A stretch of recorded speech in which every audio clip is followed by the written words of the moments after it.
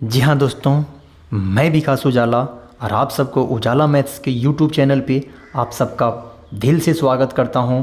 और फ्रेंड्स, इस वीडियो में आज हम लोग बात करने वाले हैं जेएसएससी पीजीटी महाघोटाला।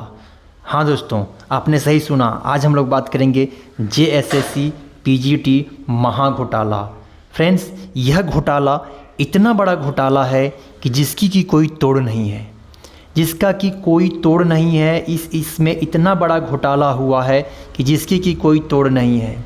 सरकार एक बार अगर इस पे जांच एजेंसी बैठाने की घोषणा कर देती है तो मैं 200% सिक्योर हूँ, मैं 200% तक सिक्योर हूँ कि जितने भी शिक्षक की नियुक्ति हुई है या फिर नियुक्ति होने वाली है उसमें 80% शिक्षकों में एकदम खलबली मच जाएगा अगर एक जांच एजेंसी केवल बैठा देती है सरकार। तो अगर ज़रूरत पड़ा तो मैं ओपन चैलेंज करता हूं कि कौन कौन शिक्षक ऐसे हैं, उसका मैं पता बताऊंगा, उसका मैं एड्रेस बताऊंगा कि कितने बड़े घोटाले हुए हैं। अगर ज़रूरत पड़ा तो उसका नाम भी बताऊंगा, सब कुछ डिटेल बताऊंगा। लेकिन सरकार क्यों नहीं सुन रही, हार लगा रहे हैं। लेकिन कोई भी नेता, न मंत्री, न जेएसएससी से कोई मिलते हैं, ना ही कुछ और होता है, लेकिन सरकार किसी की बात नहीं सुनती है। लेकिन सरकार को एक बार सुनना होगा, नहीं तो यह आंदोलन, यह जो धरना प्रदर्शन है वह अनिश्चितकालीन चलता रहेगा। मैं और जो 25 से 30 लाख रुपए दे करके कभी स्कूल भी नहीं गए हैं और वैसे शिक्षक की इसमें नियुक्ति हुई है, मैं जेएसएससी पीजीटी महाघोटाला इसका नाम दिया है। इसका कि कोई तोड़ ही नहीं है कि इतना बड़ा इसमें घोटाला हुआ है।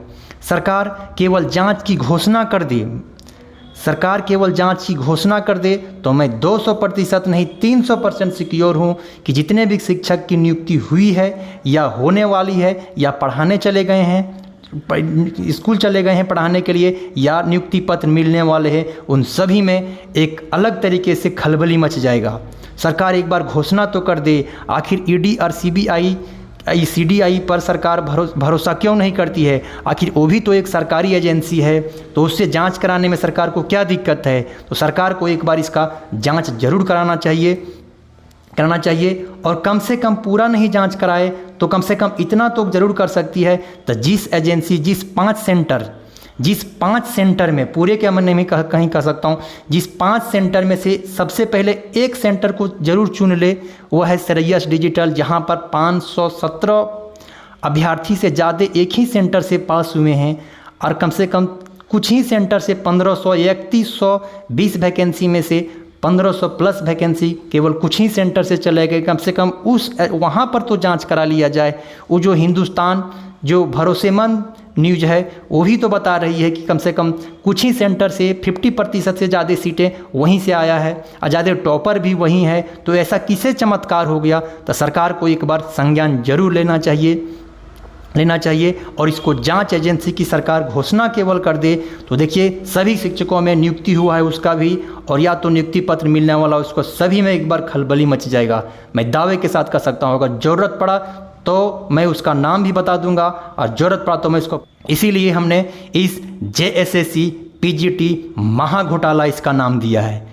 सरकार एक बार जांच तो करके देख ले, कम से कम 5 सेंटर नहीं तो कम से कम एक सेंटर जो सबसे ज़्यादा है, श्रेयस डिजिटल, कम से कम उसमें तो एक बार जांच बैठा करके देख ले कि आखिर क्या है। अच्छा, उतना तो छोड़ दीजिए, कम से कम जांच की बात तो छोड़ दीजिए, लेकिन सरकार एक बार स्कोर कार्ड ही सबका जारी करके बताए, स्कोर कार्ड ही सबका जारी करके बताए, एजेंसी से स्कोर कार्ड मांग ले। आखिर हम लोग भी टीचर हैं, हम लोग भी एग्ज़ाम लेते हैं, तो क्या हर एक स्टूडेंट को कितना सही हुआ, कितना गलत हुआ, कितना नेगेटिव कटा, कितना अपना नंबर आया, कितना नेगेटिव कटा और कितना आपका नंबर हुआ, सब कुछ डिटेल बताते हैं।